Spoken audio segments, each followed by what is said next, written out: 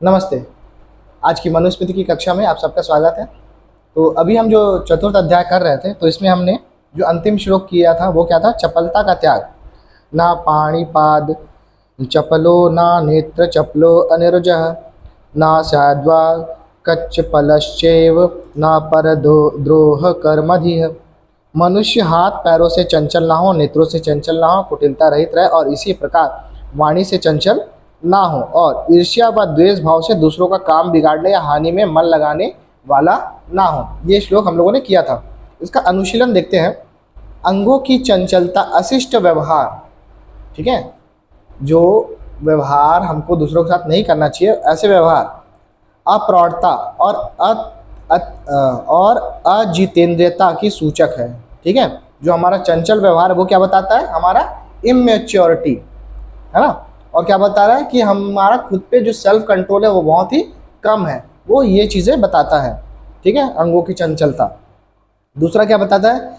ईर्ष्या द्वेष की बुद्धि रखकर दूसरों का काम बिगाड़ने की सोचते रहने से अंततः मनुष्य स्वयं तन-मन का रोगी हो जाता है ना। दूसरों से अगर ईर्ष्या रखेंगे तो हमारा टेंशन ही बढ़ता है। आज का चिकित्सा विज्ञान भी स्वीकार करता है कि अनेक रोग मन की नकारात्मकता से उत्पन्न होते हैं। ठीक है, अगर हमारे में नेगेटिविटी है दूसरों के प्रति, अपने प्रति, तो वो हमारे लिए ज़्यादा हानिकारक है। अब आगे देखते हैं। ये नाश्य पित्रो याता येन याता पितामह तेन यायात सताम मार्गम तेन गच्छन्न ऋष्यते। जिस उत्तम और उन्नति के मार्ग पर किसी के माता पिता चले हैं और जिस उत्तम मार्ग से किसी के दादा दादी आदि चले हैं, उन उत्तम सदाचारी लोगों के मार्ग पर ही चले, अर्थात असदाचारियों के या श्रेष्ठ मार्ग पर ना चले। असदाचारियों के या अश्रेष्ठ मार्ग पर ना चले। उस श्रेष्ठ मार्ग पर चलने से मनुष्य कभी दुख को नहीं प्राप्त होता और ना कभी अवनति को प्राप्त होता है। ठीक है, तो जो अच्छे आचरण वाले व्यवहार आप अपने घरों में देखते हो, है ना, अपने माता पिता या दादा दादियों को देखते हो, तो आप उसको ही फॉलो करें। जो गलत व्यवहार है ना, असदाचारियों या अश्रेष्ठ व्यक्तियों का जो व्यवहार है, उसको ना उतारे अपने जीवन में। ठीक है, जैसे आजकल क्या है, हम लोग मतलब आज के डेट में लोग क्या करते हैं, जो टिकटॉकिए हैं, है ना, या फिर बॉलीवुड वाले हैं, इनका आचरण उतार रहे हैं, लेकिन ये इनका आचरण उतारने लायक तो है नहीं, है ना। जो अच्छे आचरण वाले हैं, जो देश की उन्नति में, है ना, कार्य कर रहे हैं, अपनी उन्नति में कार्य कर रहे हैं, जैसे अंकित ज्ञानपुरिया, इनका आचरण है उतारने लायक। आप खुद में एक सेल्फ डिसिप्लिन ला रहे हो, है ना। उन्होंने अभी लिया था वो 75 हार्ड चले, है ना, तो वो क्या है, लाइफ में एक डिसिप्लिन लाना सिखा रहे हैं। ठीक है, तो ये आचरण उतारने लायक है। जो श्रेष्ठ आचरण है उनको उतारो, जो अश्रेष्ठ है और असदाचारियों का जो आचरण है उसको नहीं उतारना चाहिए। ठीक है, उससे क्या होगा, हमको हमेशा दुख प्राप्ति होगा। ठीक है, और जो अच्छे आचरण को उतारेंगे तो क्या होगा, हमको दुख कभी नहीं मिलेगा और हमारा क्या होगा, अवनति कभी नहीं होगी, है ना, हमारा डिमोशन नहीं होगा। अब आगे देखते हैं कि विवाद किस तरह के व्यक्तियों से ना करें।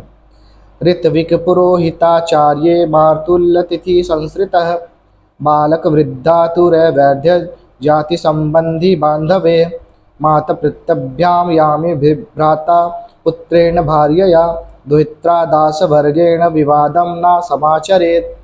ठीक है, तो इसमें क्या बता रहे हैं कि मनुष्य कभी ऋत्विक मतलब जो क्या होता है, विशेष यज्ञ हवन आपके करवाते हैं, है ना, विशेष यज्ञ करवाने वाले, कुल पुरोहित, शिक्षा देने वालों से, मामा अतिथियों आश्रित जनों आदि से, बालकों बूढ़ों रोगियों से, वैद्यों अपने वंश वाले रिश्तेदारों मित्रों से, माता पिता से, बहनों से, भाइयों से, पुत्र से, पत्नी से, पुत्री से, सेवकों से कभी लड़ाई झगड़ा ना करें। ठीक है, तो यहाँ पे कुछ छूटा है ना, इन सब से कभी लड़ाई झगड़ा, मतलब कहने का मतलब है कि हमको किसी से लड़ाई झगड़ा व्यर्थ में नहीं करना है। और यहाँ पे जो दिया हुआ है इस लिस्ट में, अगर किसी से हो जाता है कभी वाद विवाद, तो स्वयं से, है ना, स्वयं से हमको हमारा संबंध ठीक करने के लिए क्षमा मांग लेनी चाहिए या बात को सुलझा लेना चाहिए। ऐसा नहीं कि हम हमारी अकड़ में बैठे हैं, ये नहीं करना चाहिए। ठीक है, अब आगे देखते हैं। प्रतिग्रह समर्थो अपि प्रसंगम तत्र वर्जयेत्, प्रतिग्रहेण हस्याशु ब्राह्मण तेजः प्रशामयति। ब्राह्मण दान लेने के अधिकारी होते हुए भी, ठीक है, ब्राह्मण क्या है, दान लेने का अधिकारी है, लेकिन होते हुए भी दान प्राप्ति में आसक्ति भाव अर्थात उससे धन संग्रह की प्रवृत्ति को छोड़ देवे। ठीक है, दान क्या होता है, देखो दो चीज होती है, एक होती है दान होता है और एक होता है दक्षिणा। तो दान क्या होता है, जो सामने वाला अपनी स्वेच्छा से दे, ठीक है, वो होता है दान। दक्षिणा क्या होता है, आपने उसके यहाँ कोई सर्विस की, कोई काम किया, है ना, उसका वो पेमेंट जो करता है वो होता है दक्षिणा। तो यहाँ पे क्या बोल रहा है कि ब्राह्मण दान लेने का अधिकारी होते हुए भी उसको हम दान देंगे, लेकिन क्या है कि वो जो है दान प्राप्ति में आसक्ति ना रखे। ठीक है, आपसे मांग दान रहा है ना, लेकिन क्या होता है कि वो डिमांड करने लग जाता है। ठीक है, जैसे आजकल कई साधुओं का भेष बना के आ जाते हैं, है ना, और अब ऑब्वियसली वो आए हैं तो आप क्या करोगे, जैसे घरों में क्या होता है कि चावल दे दिए, ठीक है, लेकिन वो फिर डिमांड करने लगते, नहीं हमको पैसे भी दो। ठीक है, तो आप उनसे पहले ये चीज़ें पूछिए, आप क्या मांग रहे हो, दान मांग रहे हो या दक्षिणा मांग रहे हो। यदि दान बोले तो मैं जो भी दे रहा हूँ आपको ग्रहण करना पड़ेगा, है ना, इसमें आसक्ति भाव आपको नहीं रखना चाहिए। और अगर दक्षिणा बोले तो अभी आपने मेरा कोई काम तो किया नहीं है ना, उनसे काम करवाओ, उसके बाद उन्हें दक्षिणा दो। ठीक है, तो दान और दक्षिणा का ये भेद हमको पता होना चाहिए। और जो अच्छे ब्राह्मण हैं, है ना, जो कर्म से ब्राह्मण हैं, उनको अपने आप को दान में आसक्ति ना हो। ठीक है, दान क्या है, सामने वाला जो भी दे वो हमको ग्रहण करना है। ठीक है, आगे देखते हैं। आसक्ति भाव अर्थात उससे धन संग्रह की प्रवृत्ति को छोड़ देवें, क्योंकि दान लेने में आसक्ति रखने से अर्थात लोभ लालच की प्रवृत्ति होने से ब्राह्मण का ब्रह्म तेज, आत्मिक गौरव अथवा स्वाभिमान शीघ्र क्षीण होने लगता है। ठीक है, जैसे दान जो है उसमें ब्राह्मण अगर डिमांड करने लगे तो अगली बार उसका यजमान उसको नहीं बुलाएगा, है ना। हाँ, दक्षिणा के लिए वो बोल सकता है कि हाँ, जैसे हम कुछ भी चीज़, कोई भी सर्विस करवाते हैं किसी से, है ना, तो वो अपनी बताता है कि हम ये प्राइस हम इतने में करेंगे, ये आपका काम नहीं करेंगे, जो भी है, फिर हम लोग एक रेट पे फिक्स होते हैं। तो दक्षिणा के लिए ब्राह्मण बोल सकता है, लेकिन दान के लिए उसे बोलने का कोई अधिकार नहीं है। दान जो है सामने वाला व्यक्ति उसे जो भी दे, जितना भी दे, उन्हें उसको स्वीकार करना ही चाहिए। और जो ऐसा व्यक्ति है वो दान का अधिकारी भी होता है। ठीक है, ठीक है, अब आगे देखते हैं कि प्रतिग्रह की विद्या क्या है। ना द्रव्याणाम विज्ञाय विधिम धर्मयम प्रतिग्रहे प्राज्यः प्रतिग्रहम कुर्यादव सीदन्नपि क्षुधा। बुद्धिमान ब्राह्मण को चाहिए कि द्रव्यों के दान लेने में धर्मानुसार विधि को बिना विचारे भूख से पीड़ित होता हुआ भी दान ग्रहण ना करे। ठीक है, दान लेते समय वो ध्यान रखे कि वो दान भी धर्मानुसार ही ले रहा है।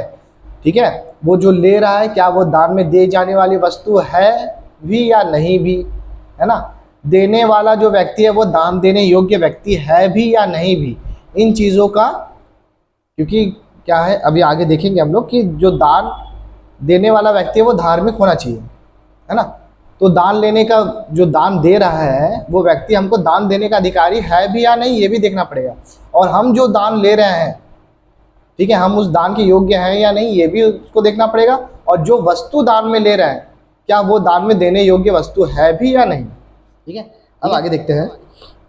दान लेने में धर्मानुसार विधि को बिना विचारे भूख से पीड़ित होता हुआ भी दान ग्रहण ना करें। इसका अनुशीलन देख लेते हैं, अच्छे समझ में आएगा। फिर इस श्लोक में प्रतिग्रह रूप में द्रव्यों की दान लेने की धर्म विधि क्या है, इसको समझने के लिए मनु की निम्नलिखित मान्यताएं व प्रमाण प्रस्तुत किए जा सकते हैं।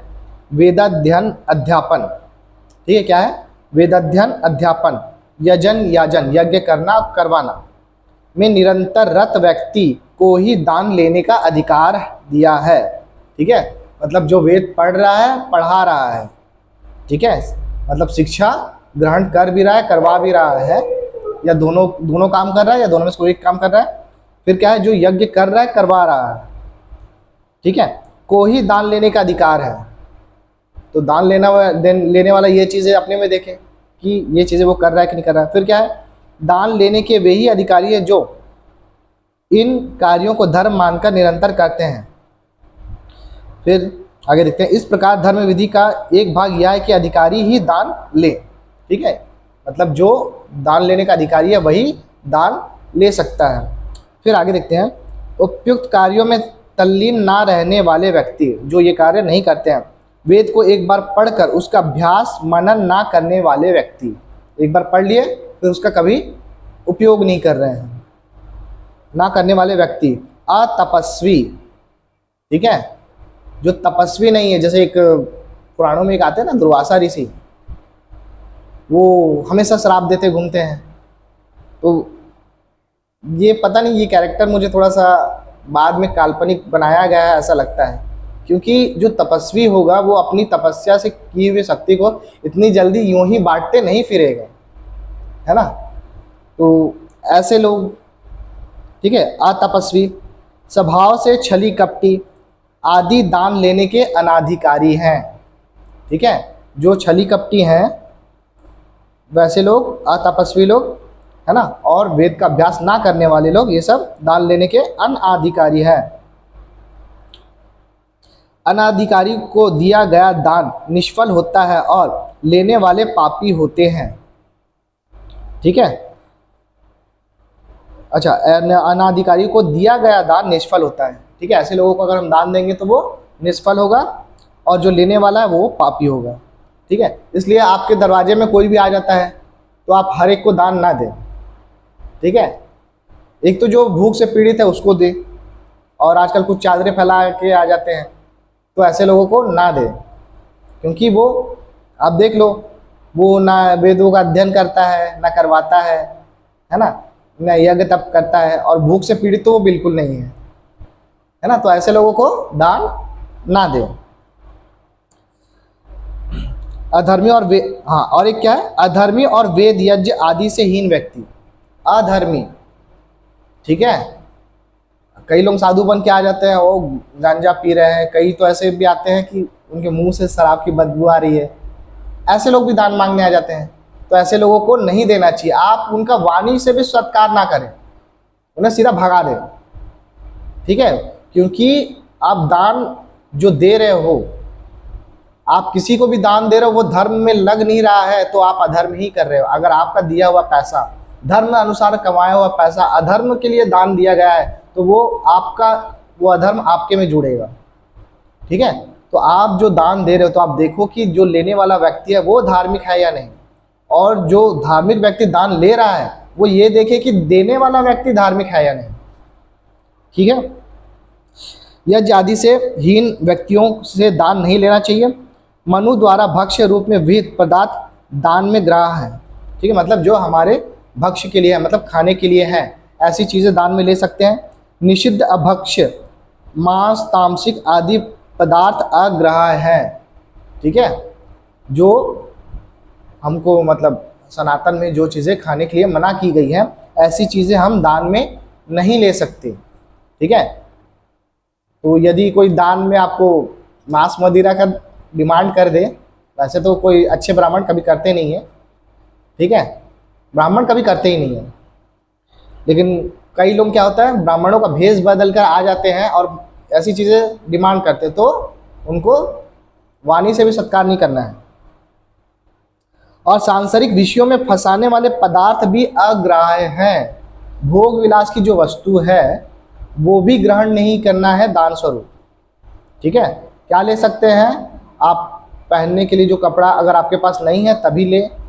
ठीक है, भोजन के लिए जो वस्तु है वो ले, है ना, और जो आपको भोग विलास में फंसाने वाली चीज़ें हैं वो चीज़ें आप ना लें। इन बातों को जानना प्रतिग्रह की धर्म विधि का ज्ञान करना है। अब आगे देखते हैं, दान लेने के अनाधिकारी 3 प्रकार के व्यक्ति। ठीक है, दान कौन कौन नहीं ले सकता। अतपस्तव न धियान प्रतिग्रह रुचिर दुर्जह अम्भशयश्म पल विनेव सह तनेव मज्जति ब्रह्मचर्य वेदाध्ययन धर्म पालन प्राणायाम कष्ट सहन आदि तपों से रहित। क्या क्या, ब्रह्मचर्य, वेदाध्ययन, धर्म पालन, प्राणायाम, कष्ट सहन। ठीक है, जो इन चीज़ों से रहित है, जो ये चीज़ें नहीं कर सकता। प्रतिदिन वेदाभ्यास, संध्योपासना, पंचयज्ञ आदि ना करने वाला जो द्विज। ठीक है, ये तो हो गया जो ब्रह्मचारी है उनके लिए ऊपर के 5। उसके बाद क्या है? प्रतिदिन वेदाभ्यास ना करने वाला, संध्योपासना ना करने वाला, पंचयज्ञ आदि ना करने वाला जो द्विज दान लेने की इच्छा रखता है, वह पत्थर के नाव पर बैठने वाला जैसे निश्चित रूप से पानी में डूबता है, वैसे ही उस दान लेने की लोभ भावना से दुख सागर में डूब जाता है। ठीक है, तो जो ब्रह्मचारी उनके लिए क्या है? जो ब्रह्मचर्य, वेदाध्ययन, धर्म पालन, प्राणायाम, कष्ट सहन आदि तपों को पालन करता है, ये ब्रह्मचारियों के लिए।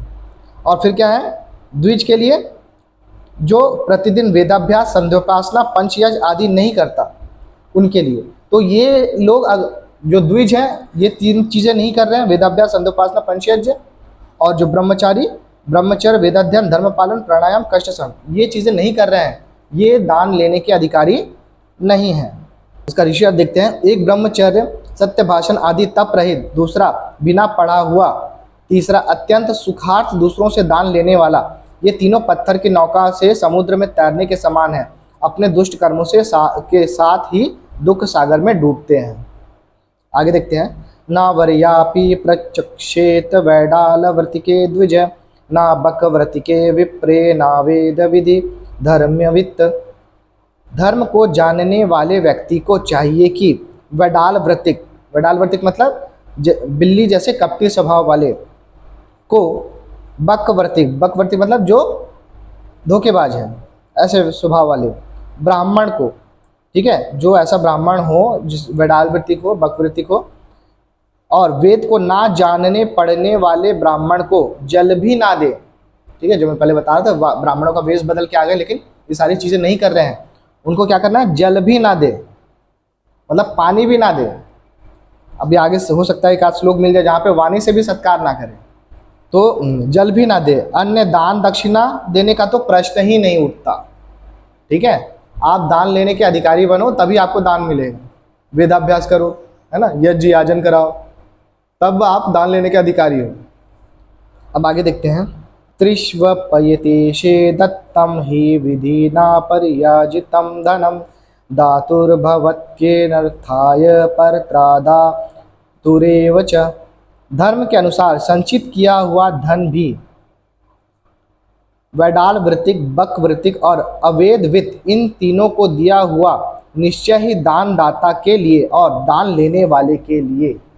ठीक है, आपने धर्म से पैसे कमाए हैं, ठीक है, धर्म से आपने संचय किया है, लेकिन अगर हम वैडाल वृत्तिक, वक वृत्तिक और अवेद अज्ञानी व्यक्ति, निश्चय ही दान दाता के लिए और दान लेने वाले के लिए इस जन्म और पर जन्म में प्राप्त होने वाले भावी फल विपाक के रूप में अनर्थ अहित करने वाला ही होता है।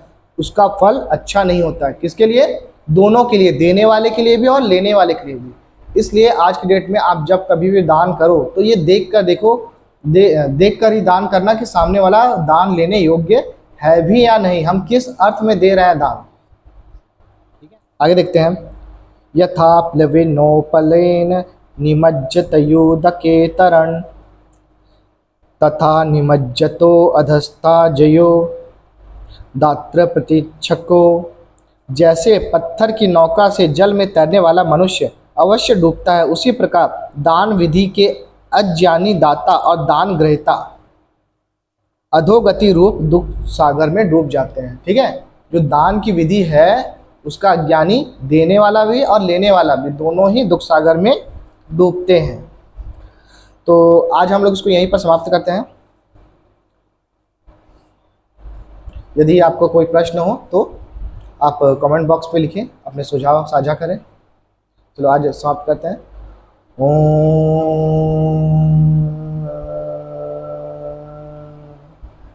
नमस्ते। हमारे वीडियो को देखते हुए यदि आपके मन में कोई प्रश्न हो तो आप कमेंट बॉक्स में लिख सकते हैं। हमारा वीडियो आपको अच्छा लगे तो लाइक शेयर कीजिए और चैनल को सब्सक्राइब करना ना भूलें। धन्यवाद।